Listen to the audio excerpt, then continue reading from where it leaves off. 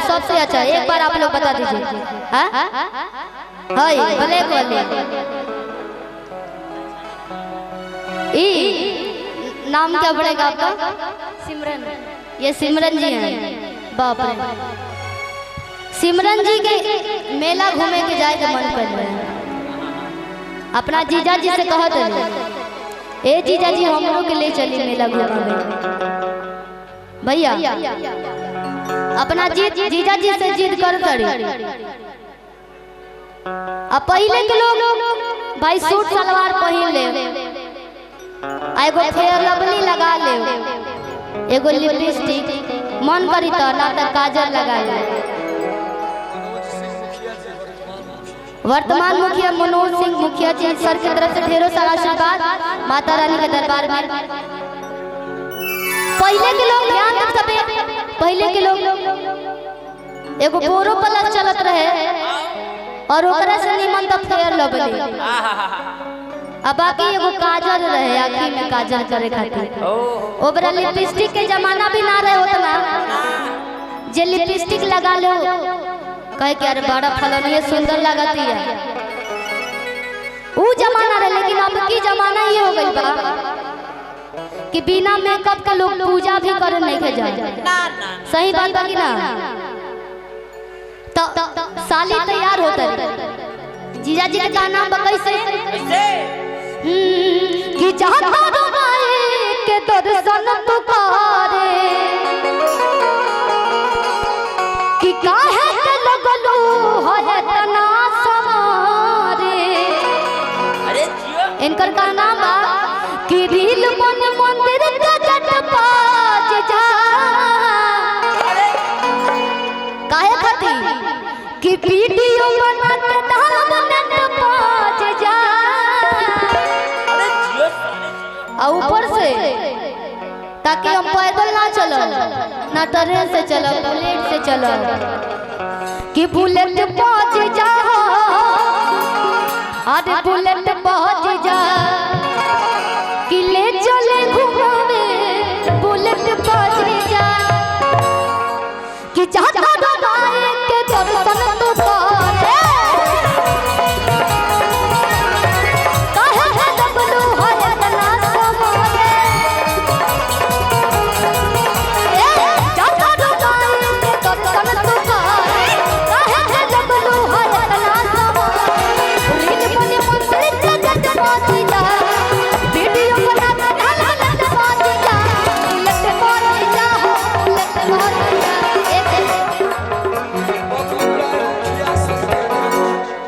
बबलू राय सर मुखिया जी के तरफ से ढेरों सारा आशीर्वाद और एक मुखिया संघ के अध्यक्ष जी की तरफ से ढेरों सारा आशीर्वाद।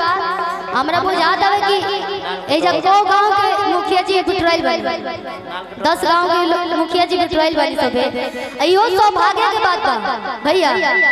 वाह कायला अब एकता बहुत कम बा, लेकिन ये गांव में बहुत एकता बा और एकता ही ताकत होला। कहे कैसे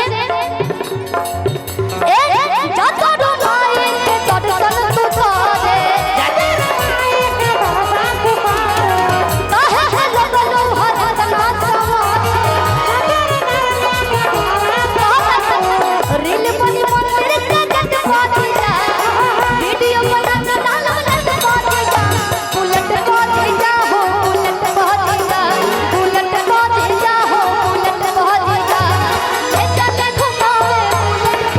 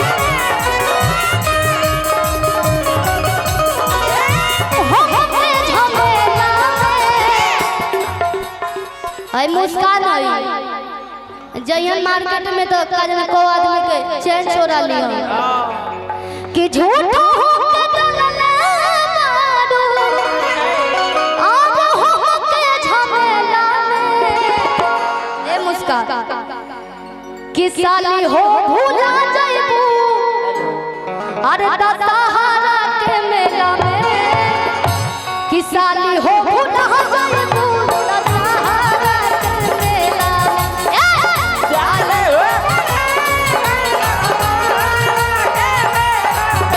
बुलेट पहुंच जा हो बुलेट पहुंच जा ले चले घुमावे बुलेट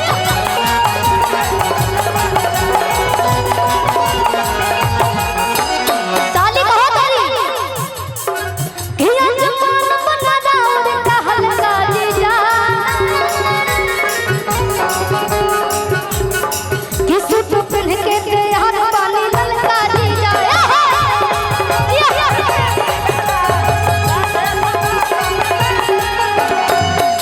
कि अजमान बना दाऊद का हल्का जीजा सूट पहन के तैयार पानी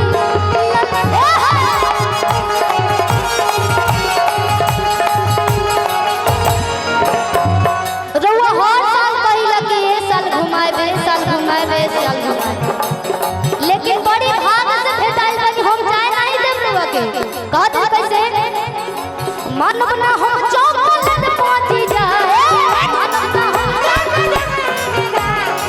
चौकोलेट चाट के पालत पहुंची जा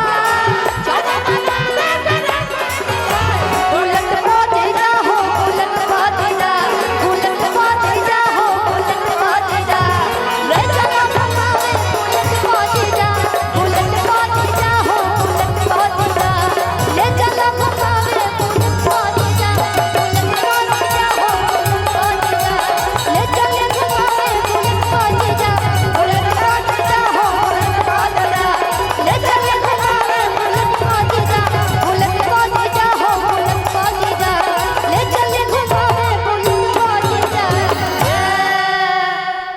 क्या बात है।